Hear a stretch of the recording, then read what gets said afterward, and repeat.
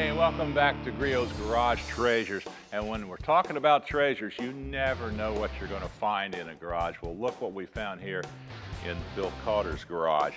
This, my friends, is an original Cobra. You know, there's been a lot of them built. In fact, if you followed me any time at all, you know that I built a Cobra years ago, but it was a replica. We had a lot of fun with it. A lot of people do it. It's probably the most replicated car going right now. This, though, is an original 289 Cobra. As you can see, it's all aluminum. And if you look down here, you can see how the paint is all cracked and chipped now. The Cobra is a 64. It's all original as far as we know it. Back here, you can see it's got some wear in it, the leather seats. But this is a pretty nice example of an original 289 Cobra that's unrestored. The way these came about was, this was back in the early 60s. Carroll Shelby had an idea, if you can put a big motor in a light car, it can be very competitive against a lot of the European cars. Went to England, he worked a deal with AC Bristol.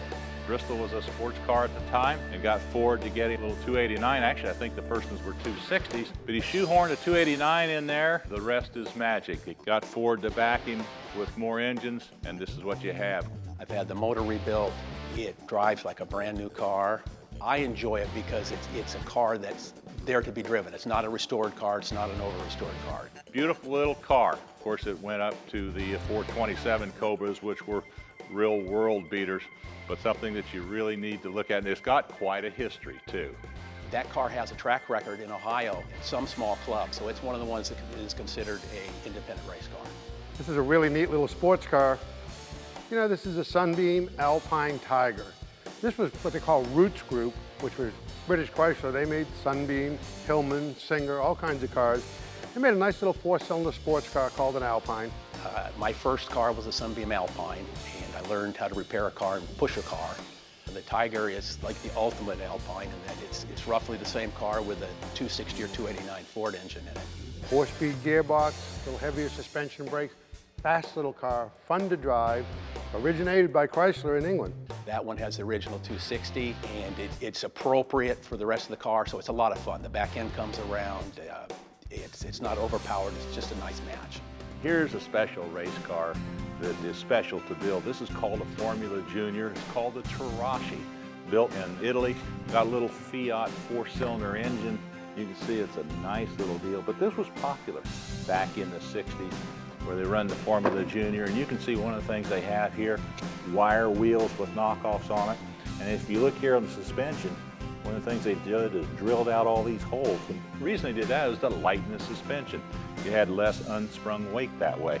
But this was a car that could give you a real thrill, and this is really special to Bill. The Tarashi is my first race car, 1959 Tarashi. That being said, once I purchased that, I turned it over to get race prepared, and that took more than 3 years. So by the time I got it, I'd raced quite a few other cars. No matter how you look at this car, it is absolutely gorgeous. It's a 2003 Aston Martin, it's a Zagato body. Definitely a Southern California car where they have no rain because there's no top. Got the twin bubbles, it's bigger in the back, got the long chute on it. It's got a 6.2 liter V12 in it. Beautiful leather. This is an awesome car, and this is one of only 99 made. I'd like to just jump in this thing and take it away.